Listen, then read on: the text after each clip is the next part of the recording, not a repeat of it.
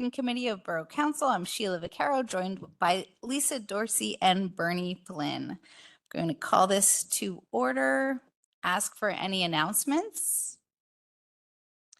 Seeing none, moving on to comments, suggestions, or petitions by residents' attendants regarding items not on the agenda.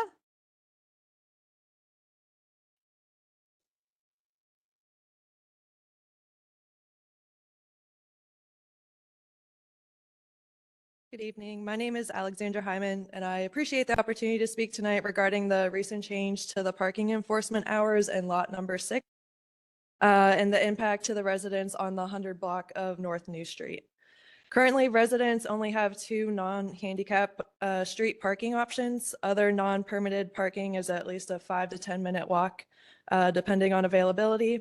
That is making it both inconvenient and impractical, especially during bad weather or during late nights. Before the change, we were able to park in that lot after 5 p.m. on weekdays and on the weekends without any issue. However, without notice, those hours have been restricted, leaving us scrambling for other alternatives. Lot number 6 remains nearly empty overnight. There is really no conflict for these spaces that I'm requesting to use them. Since our block is not a part of the permit program, we are not allowed to apply for the permits there. So my ask is that that we would be allowed to have a parking pass. So that would be separate from the lot 6, the lottery permits there, and that this pass would restore our parking access to what we previously had, the after 5 p.m. on weekdays and on weekends. This would not take up space away from businesses or impact the daytime parking enforcement, but it would provide us a reasonable solution for those that are most greatly affected by this change. So I thank you for your time and consideration, and I look forward to working together toward a solution. Thank you very much. Yeah.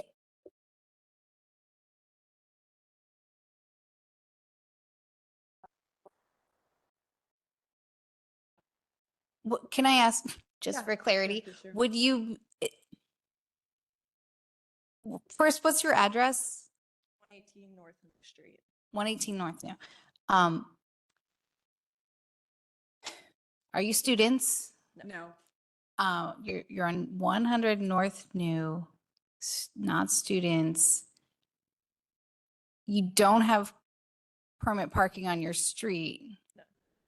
And you're requesting permit parking, and you're requesting the permit parking being on your street and or in the lot, or like, is there? Yeah, so we were told we weren't allowed to apply for a permit in the lot. The lot right now is on a lottery basis. So we're not a part of that program, so we couldn't apply for a permit. So I'm just asking, we don't need permit parking for our block, and we don't really need to be a part of that lottery either, but we just want what we originally had, the after 5 p.m. and weekend parking. So I'm going to be really mean and tell you you're not going to get that back. But that doesn't mean that we're not listening to you and we don't care. But it does mean you're working with government. So like, keep working with us and talking to us, and just keep talking and showing up. And I'm sorry, but thank you for bringing this to our attention. Yeah. Ms. Vaccaro, can I add into the conversation? These houses sit in the 6th Ward, and Ramsey and I went over there, and we were in email correspondence with you and your landlord or your the people that rent you the property to there. What Ramsey and I were able to figure out was there some illegal or old handicap parking on that street. So what we were able to do, there's 3 handicap parking spots on that street. What we were able to do was remove 2 of them. So that actually frees up parking in that block. I think there's 5 or 6 houses in the block. So that'll free up, I think, 4 parking spots. Next to their property is a garage with a paper alley on it. And Ramsey's looking into it to see if they can park there as well. And directly behind their property is a gigantic lot that their realtor told us that 116, right? 116 has access to it. And he also represents 116 and 118. They're in 118. So 116 is up for sale. So I asked the realtor, I said, talk to the landlord who owns the lot and let them park where the people 116 is in that big lot, empty vacant lot behind it. So the only other problem that we have on that block is the bus turns there and there's a bus stop right there. So you can't park 25 feet from the corner anyway, and the bus stop is right there. So we may be able to pick up a fourth parking spot by squeezing the bus stop down, and they'll have sufficient parking soon as spring comes.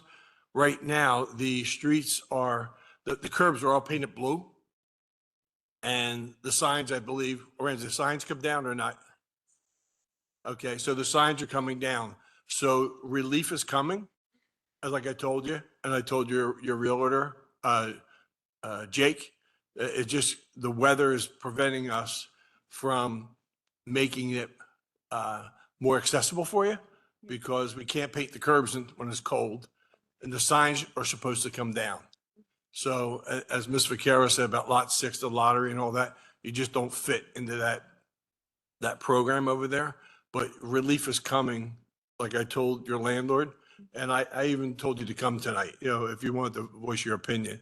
So you should have 4 parking spots on your block once the weather changes.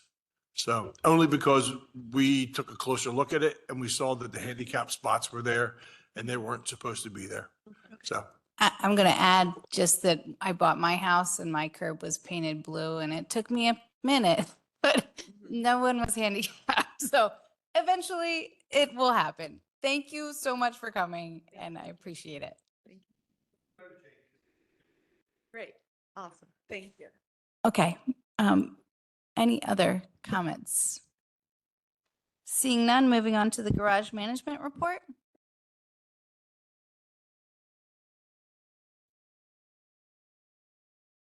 Hello, I'm Chris Hankins with Colonial Parking. And we're super excited to be a partner with the borough in operating the Bicentennial and Chestnut Street garages. It's been just a little over a month, but I can tell you that Ramsey and Monica have been great to work with, super supportive, provided us, history on the nuances of each garage and the customers that use them. We're also, we've been getting to know staff and the staff has been getting to know us and what our expectations are. And I think that's been going really well. They seem to be very supportive or appreciative of the accessibility and the support that we provide as a local company.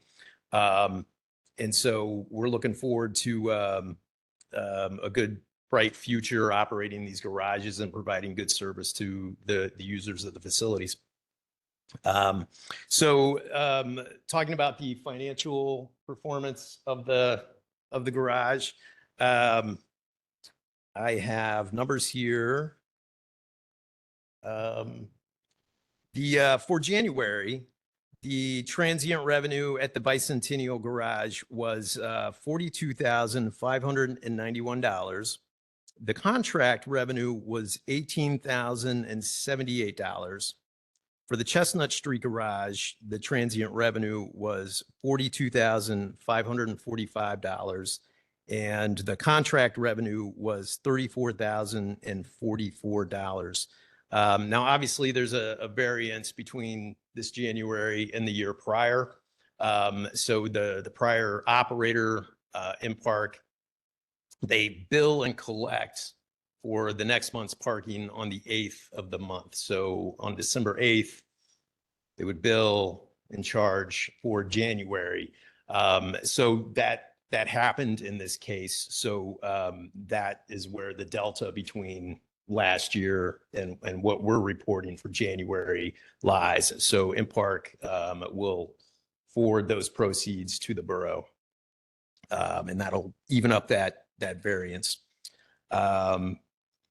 We have been engaged in working with the customers to bring them on and have them establish Colonial parking accounts. And that's been going pretty well. We've registered over 800 parkers for both garages, but we've got some folks hanging out there that need a little more prompting. We've sent out, I think, 3 emails, and the latest email that we sent out this morning indicates that you really need to come and register with us, establish your account, and if you don't, you're going to lose access by the 18th of the month.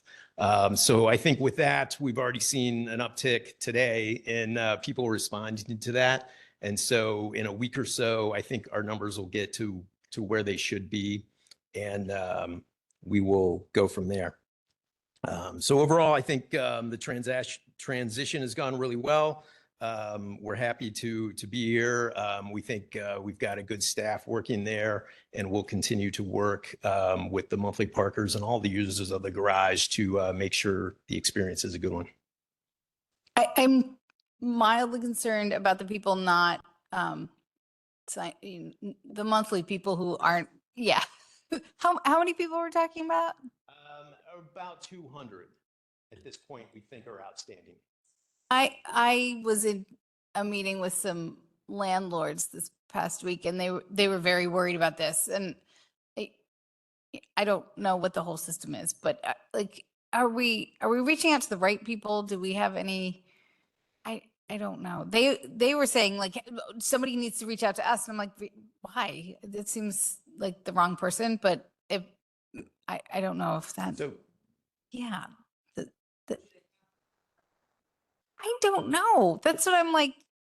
I kind of glossed over that, and then I thought about it afterwards. I'm like, well, I don't know what that means. So I'm worried 200 people are going to get really confused in a hot minute, and that's all. Don't want to jam anybody up and lock people out of parking. So we have been working through a list that InPark provided from their monthly parking system. And so that's the email list that we're using. We also do have some groups, and we have a group account person who's dedicated to that. And so she has been in contact with folks who have a number of parkers on one account. But that's what we have to go by. And if there are 200 individual people who are just not responding, I mean, we can't make them. Right, and they do seem to be individual parkers of that 200. And in addition to the email that went out, we're posting things in garages this week to the same effect. And it includes our phone number and a QR code that they can scan and go right to the website to begin the registration process. Thank you. I greatly appreciate that. Okay. We can then move on to the director's report. Hello. Happy to see everyone this month. Sorry. We are just some project updates. We are still, we have finalized the LPR programming for the license plate reader for the car. It was a lot more complicated than we had anticipated because our permit system is so complicated and the multi-uses in all of our lots. So that is done. It should be, I think we said the first week of March we're trying to install. So it's been a long process. I learned a lot, but we actually consolidated a lot of internal software systems, which was helpful also. The kiosks have been installed on Gay Street. I believe the majority of the signage for text to pay and the Flowbird areas is up in most areas. Since it's winter, we're still working with Public Works, and they've been super helpful with everything else I've asked them to do. So we'll remove the meters on the blocks where there are kiosks. That is the first step. We will be leaving meters. I think I've said this before, but I just want to reiterate, if there's a handicap parking space, we will leave the meter there just for, accessibility and ease of use. We want to make it as easy as possible in those areas. Wayfinding signs have been installed. I hope everyone loves them as most of us do. I think they look really awesome. I believe Lenai Electrical was there at Chestnut Street today to work on the lighting for the signage. But I mean, I just feel like it makes such a huge difference. So very excited about that. And Public Works will be taking down the extra blue and yellow signs. I know Don Edwards and I have been talking, and I think we've spoken here about doing a phase 2 to do the entry signs to the borough that should now match the color scheme. So that'll be on the horizon. And I just want to say again, like John and his team at Merge have been so amazing. I just can't say enough nice things about them. So I just want that publicly acknowledged because they have done so much work on this, and they're awesome. We are working on the Chapter 104 ordinance update. So I'm hoping I'm going to be meeting, Monica and I will be meeting with Kristen Camp and Robin to discuss those changes, but hopefully we will have something to present in March. And that'll be, instead of doing piecemeal ordinance amendments, we're going to try and update the majority of the parking, like the meters versus kiosks parking and some other changes that the enforcement officers have been asking about. If there's anything that the general public wants to give input to, or if you guys have any thoughts on things that need to be updated, please let me know. And then we did meet with, Sally and I met with PennDOT to discuss their updates to what they call streetery permits, which I think we call cafe bump out permits. They do have an update for their permitting system based on, I think, Philadelphia's standards. Didn't seem like a big leap. And I know that we'll contact the applicant, I think that typically applies on the PennDOT area to let them know. And that'll go through building and housing. I just wanted to announce we're collaborating. Revenue. Did you guys have any questions about that? I'm just gonna add Yes. the one eatery bump out that we're discussing is on Market Street, and John O'Brien, it has been in discussion with them Yeah. about what's going to be required to be different, and because it is going to be required to be different, we need to work all together, but Yeah. that discussion has been started, which is good. Yes. Anyone else? No. Want to expand on that? On the On the update? one on Market Street?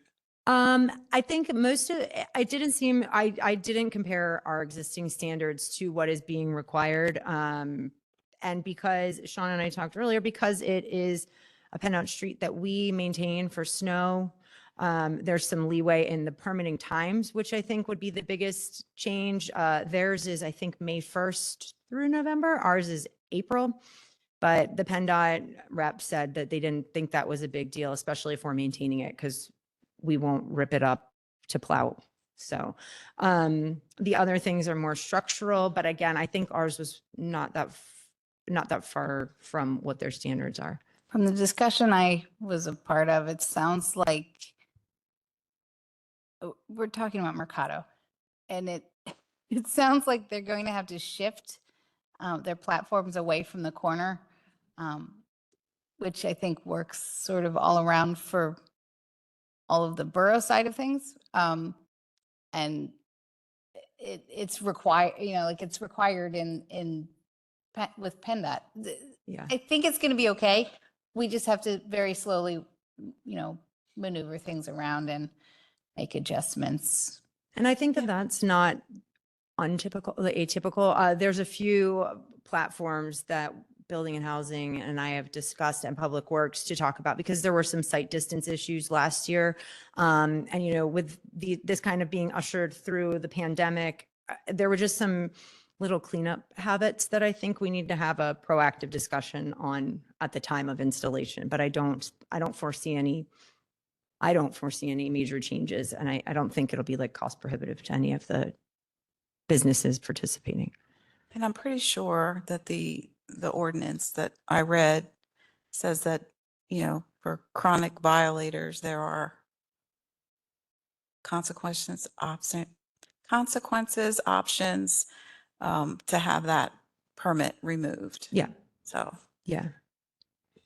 I mean, if it comes to that, you could always modify them to be a little stricter. I think, we had an internal discussions about the inspection process and enforcement of that. Like I said, parking's willing to collaborate. However, we decide to move forward. Since we're talking about that corner, Yeah. the important thing on the corner is that Restaurant Mercado has to stay inside their footprint. Right. What they've been doing is they have been eliminating the entrances to the corner business, Kilwins. And that business has been greatly affected based on people can't even see the store. Yeah. So hopefully we'll be able to mark the street and, because there's going to be a significant change in the length of their platform, because we also have a sign on Courthouse Alley. It says no parking the corner. Right.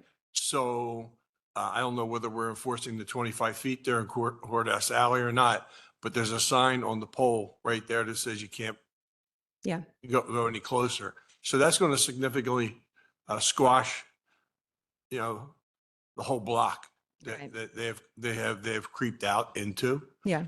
And everyone else seems to stay within their footprint. Now with the hotel on the corner, Mhm.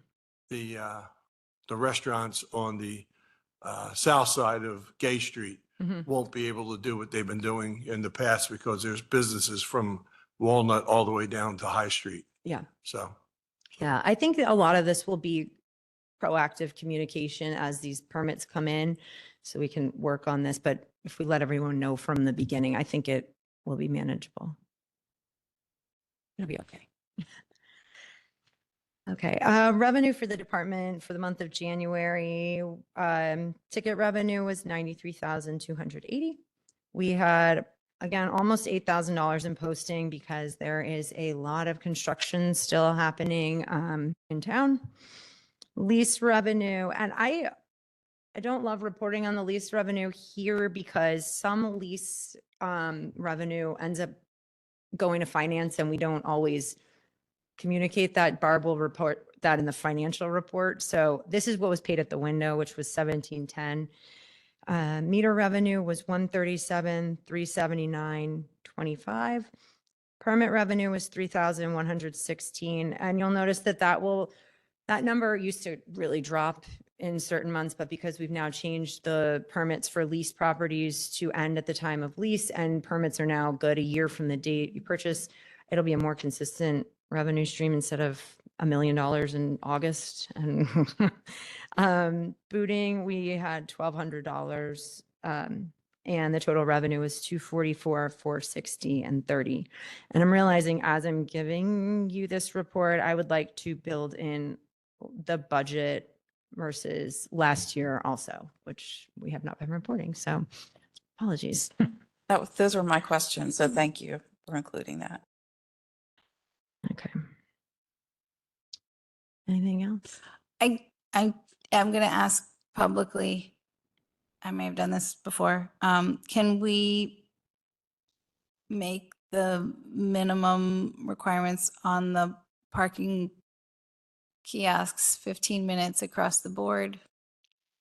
Yes, I have been working. So I actually have been emailing Flowbird back and forth because it seemed as though, and this is right now we're on two different software systems. The older kiosks are on one and the new ones are on another. So we do have money in the capital budget to upgrade some of the older ones. But when the new ones were programmed, some like pay by text was one amount, pay by app was a different amount, and then at the kiosk was another. So I just got the answers, and I had emailed this because John O'Brien actually asked this in November, and I had been trying to track down all of the rates. So I got those yesterday, and we will be making them consistent and they should be 10 to 15 minutes at the start. So Yeah, yes. if they should all be 10. What? I don't care what small. The minimums should be small. You used to be able to put a quarter in. I've had multiple people corner me to discuss that. Yes. Mhm. I agree with that feedback. So yes. The inconsistency just is, I'm like, when you go there, I crumble and Yeah, mhm. you're right. Sorry. Thank you. Yes. Oh, we're done. Right? I'm going to move on to old business. And I have a motion to approve the December 2024 Parking Committee meeting minutes. December or January? There was no January. Oh, December. Yeah. Yay. Moving on to new business. Consideration of approval for commemorative street sign Zukin Way. And Thank Mr. you, Flynn? Ms. Vaccaro. The present, the screen's not up, and Mr. Zukin sideways. Oh, well, he Sorry. really is sideways. Oh, well, anyway, the presentation I was going to put up here for the committee, Stan, as you can see, was an instrumental in saving our business community. Prior to going to do this project, I reached out to 7 members of Borough Council and asked what they thought. Thank you. I heard back from 6. 5 said yes, they were in favor of this thing I'm going to present. And 1 person needed more information, and I didn't hear back from the 7th person. What I'm asking council to approve is basically a pocket dedication from Prescott Alley to Gay Street, and put a commemorative sign right where Thatcher's Drugstore was, which started in 1964. That's where Mr. Zukin started in the borough as a pharmacist. And they kept the business going as long as they could into the 90s and 2000s. And then what happened was Mr. Zukin saw that the borough infrastructure, the business district was crumbling because back in the 70s and 80s, the malls were invented and our downtown deteriorated greatly. 60% of the businesses downtown were vacant. And Mr. Zukin at that time, Stan Zukin, he joined the Business Improvement District. He's one of the founding members of the Business Improvement District. And he was also on the HARB to try to save the historic buildings and the important buildings that are in our town. And in 2023, Westchester Borough Downtown Foundation awarded Mr. Zukin the Legacy Award. The Legacy Award is an extremely prestigious award in the borough. Those members that have received that award are pillars of our community and help keep our infrastructure and our community the way it should be. He actually had 5 different buildings, brick and mortar awards, where he totally renovated the buildings and kept the original facades and restored them historically to keep them active. The commemorative plaque, there are actually little signs that go on top of it or attached to a pole. And you don't change the name of the street because it's always stay Walnut Street. But from that short block on either end of the block, I'm asking council to approve Stan Zukin Way using the colors of our new wayfinding. So they blend into all of our wayfinding stuff. And the cost of the signs are about $40 a piece. And an installation, the Public Works could put them up rather easily. So with that being said, I hope the committee will honor Mr. Zukin in that small block area where he started in 1964. Thank you.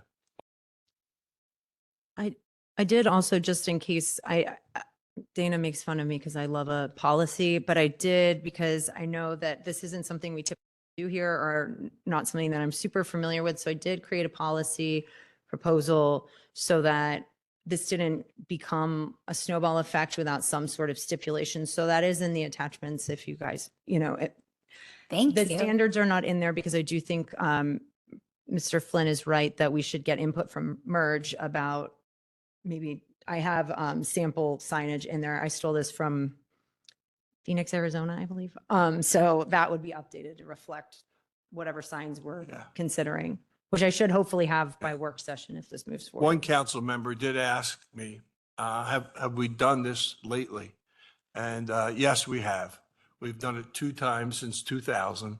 Once was for Muffet McGraw when she won the NCAA Women's Championship the second time, and for Sergeant Yarnell down in Ward 2 or Ward 3. I'm not sure which one it is, but it's been since, we've done it twice now. And so it's not something it's, as Ramsey said, it's not something we do all the time, but it's important that we keep some kind of criteria. And the criteria that Ramsey presented, you'll see, it's pretty strict because you have to have 10 years of community service and benefiting the borough of all things. So thank you. Obviously, those are up for discussion for the elected officials, This is thrilling to me. Consistency and policy are so important. Just throwing up signs here and there is total nonsense. I've seen commemorative plaques go up in Westchester for people that I cared about and then disappear the next year, and they didn't match anything and it wasn't missed. So stuff like this is super important to me.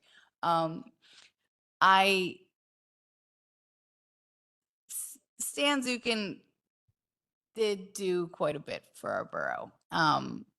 And I do not have a problem with this proposal, but I am open to discussion.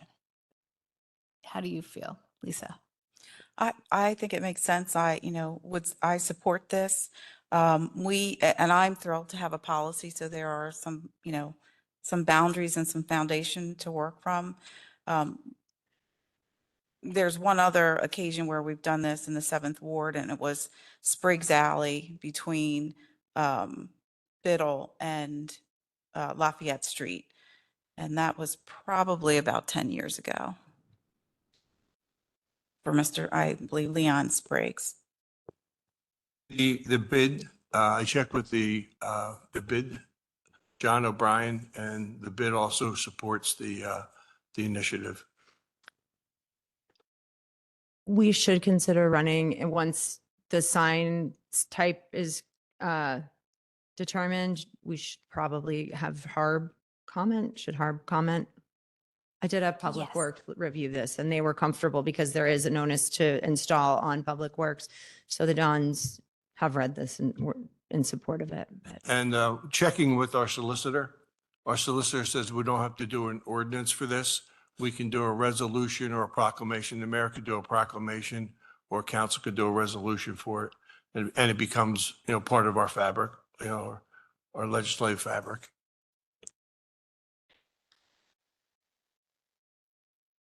So we're saying 3-0 to move this, but can we add in this language, not just can we add the policy part of this into the language? Like that, I mean, this is good, but Right. that is, mhm. Policies.